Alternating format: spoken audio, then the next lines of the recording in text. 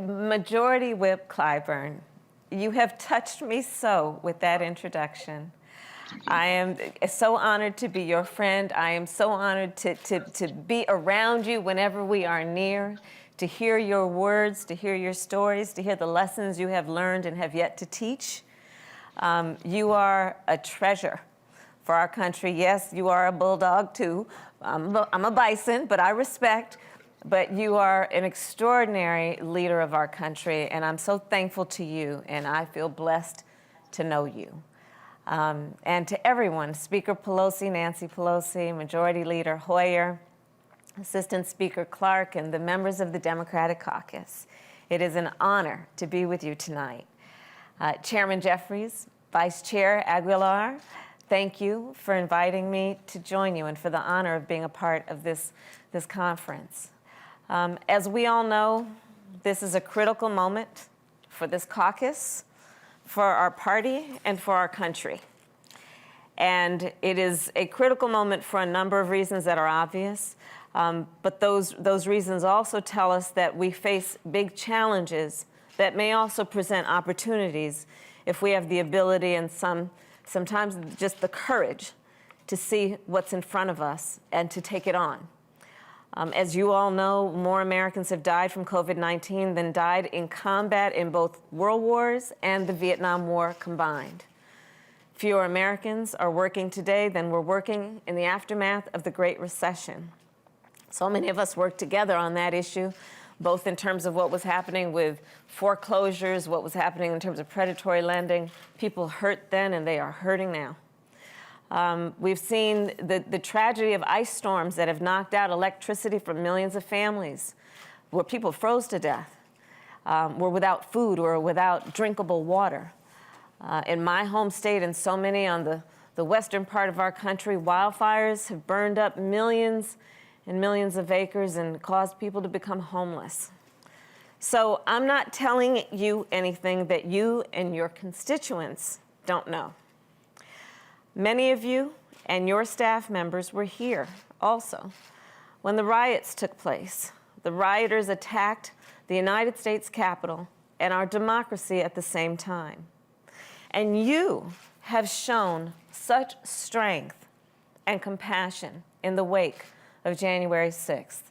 And on behalf of the President and myself, we thank you. When President Biden and I were getting ready to take office, we knew what the country was up against. We knew we needed to be ready to go on day one. And all of you stood with us, making sure that we would not stand alone to do what needed to get done. Together with you, we started to plan, not with abstract problems in mind, but with real people in mind. The people in each of your districts, the people that we all serve. The frontline workers who hold their breath from the time they leave home to the time they leave work, praying that their family stays healthy. The small business owners who keep changing their business model again and again, still feel like they may have to close their doors. They are innovative, they are trying, and still yet they don't know if they can remain open or open again. The women who are juggling so many responsibilities at work and at home, and women who wish they just had a job at all. The students in rural America who are attending school virtually without a decent interconnection, if they have one at all. And of course, our seniors who feel isolated, our young people who feel isolated. These days have been long for the American people. And in focusing on them, the path forward is nonetheless clear. First and foremost, the American people, as you all know, need immediate relief. We have now gotten more than 50 million shots in arms. The president was talking about it again today, and of course the new arrangement that we have that is going to make even more vaccines available faster than we even predicted. Weekly vaccine shipments are up to 15.2 million doses. New vaccination centers are opening around the country. In fact, I'm going to talk to some folks in Pennsylvania and Illinois tomorrow about the mass vaccination sites that are going to open there. And through it all, we continue to remind the American people of how important it is to mask up. Yes, real leaders agree people still need to mask up and stay distanced. And I guess the point that I'm making on that, given the news that we heard today, is the significance of you as national leaders. You represent your constituents in your district, but you also represent the country. And you've been extraordinary in that leadership. And so I want to thank you on behalf of the President for the most recent incredible work that you have done to meet the needs of the American people, to see their needs and to hear their voices when you, as members of the House Representative, passed, as Democratic members of the House Representative, passed the American Rescue Plan. With this plan, we have the opportunity to get millions more shots in arms, to send out millions of $1,400 checks to the people who need them, to save millions of jobs through small business relief, to safely reopen millions of schools. And again, today the President talked about the priority around vaccinations for teachers. We have an historic opportunity right now to lift up, and you did this by getting it through the House, and we need to see it through to the Senate, but we have a historic opportunity to lift up 1 in 3 Black Americans and Latino Americans, and to lift half of the children who live in poverty out of poverty. Think about that. Half of the children in America who are living in poverty won't be if we see this thing through. And I know there are tough days on the Hill. I know there are days when it feels like we have to do more, we could do more, we must do more. But I do want to say, last Saturday, y'all did a whole lot. You did a lot.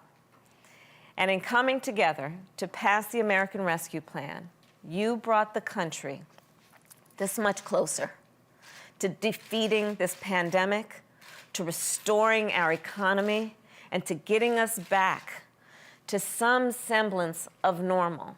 Although I will say that I know when we are talking about normal, we're not talking about back to what wasn't working. We're talking about normal as it should be for everyone. So again, I want to say thank you. And, listen, we have to see it through. So let's keep telling the nation why this legislation is so important. And on the American Rescue Plan, we've been laser focused, and we need that same discipline and determination moving forward. Last week, I had the opportunity to sit down with some of the members of the Congressional Black Caucus, Congresswoman Beatty, the chair, and Hayes and Williams, and then Congressman Jeffries and Cleaver. And I look forward to meeting with all of the members of the caucus. But I'll tell you, in that meeting, we talked about how getting back to normal isn't enough, because the way it was just wasn't good enough. Because for too many Americans, normal means working multiple jobs and still struggling to make rent. And in the America that we envision, we all know, nobody should have to work more than one job to keep a roof over their head and food on the table. Normal means not being able to save enough money to pay off debt, much less start a business. That's the normal for before. Normal has meant a child care bill that's equal to a paycheck. The truth is, inequity has become the norm, and the pandemic has been an accelerator. It has accelerated the flaws and the fissures and the failures in our systems and in our structures. So the work in front of us is to fix those problems, to call them for what they are, to be clear-eyed, to speak the truth, and then to fix the problems. And it's an incredible opportunity if you think about it. For so long, we have talked about creating an economy that works for all. And part of the opportunity of this moment is to know that now we have a chance to do it. or at least get closer to it. We just need to have the courage as individuals, as leaders, and as a country to be bold, and the courage to go big, and the courage to see what can be, what should be, unburdened by what has been. So there is one area on this point that I'd like to focus on, among the many that deserve focus, but one area, we are in the month of March, that I'd like to focus on today. And that is the topic, the issue, the national emergency about women in the workforce.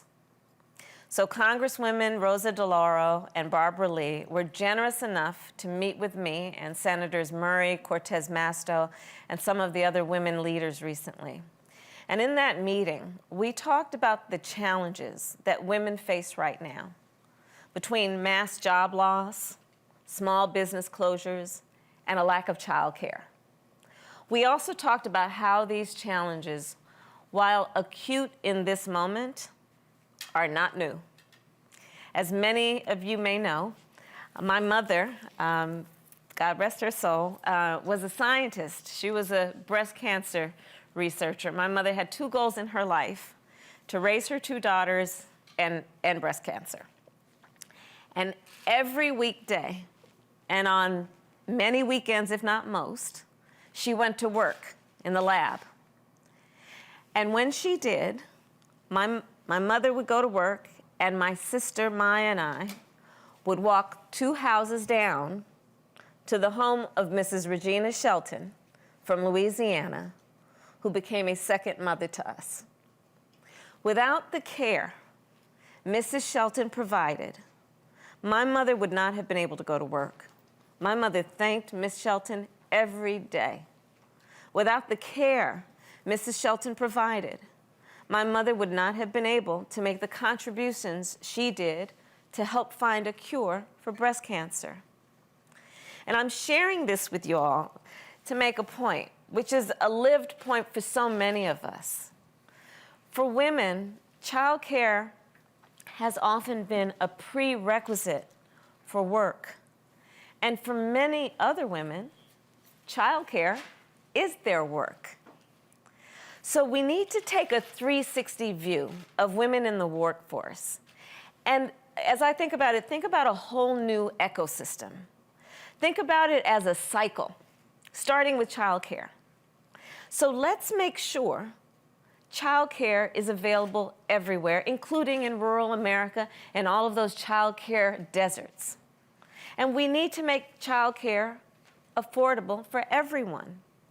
In doing that, we also have to think about childcare workers, because of course, that's how we have the childcare we need in most situations, especially if you don't have the blessing as a working woman or parent of Mrs. Shelton living 2 doors down.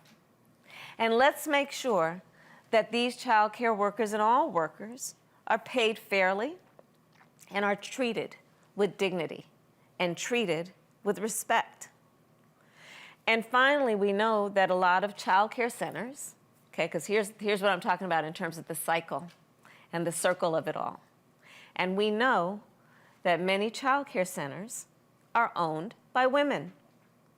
So we are talking, yes, about women-owned small businesses. So let's think about how we are supporting women entrepreneurs and giving them the support they need so their business can survive and thrive. And in that way, let's make sure that as our public policy around women in the workforce grows, that we also pay attention to equal access to capital.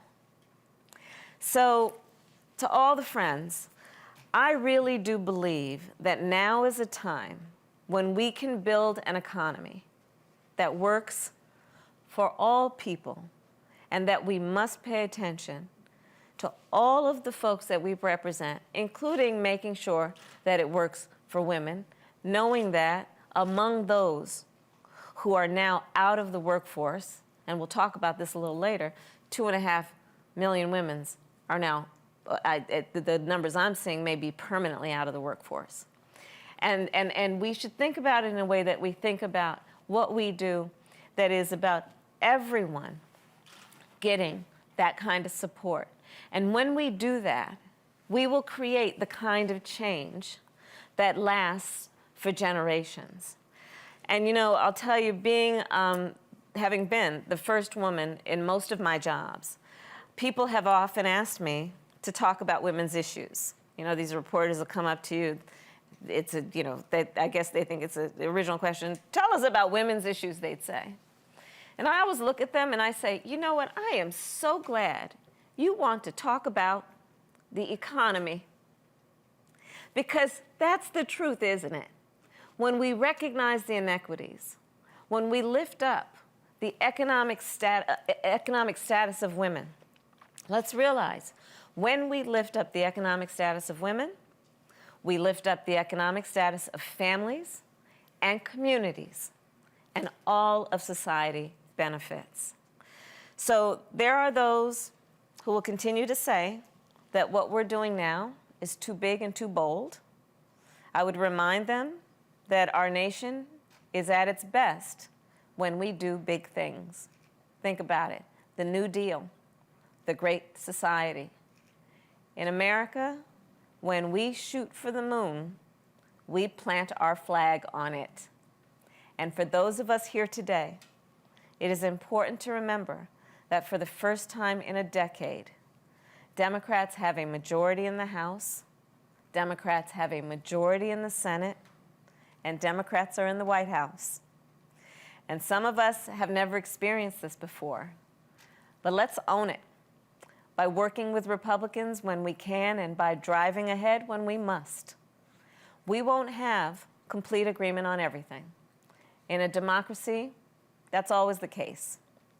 The Speaker and I agree that diversity is our strength and unity is our power. We've all heard her say that so many times, and it couldn't be more true. So let's not let this moment pass us by.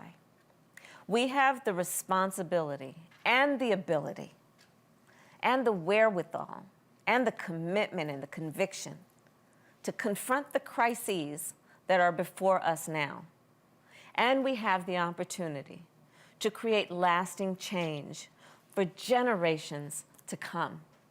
Because again, we are talking about looking at the systems, looking at the inequities, and seeing this moment of crisis as a way to finally fix the flaws and the failures and the fissures. So let's seize this moment, knowing the people will feel it when we do. If we seize this moment, history is going to remember. And the last point I'll make is that the President and I look forward to partnering with you in the days ahead. We are so thankful for the work you tirelessly do every day.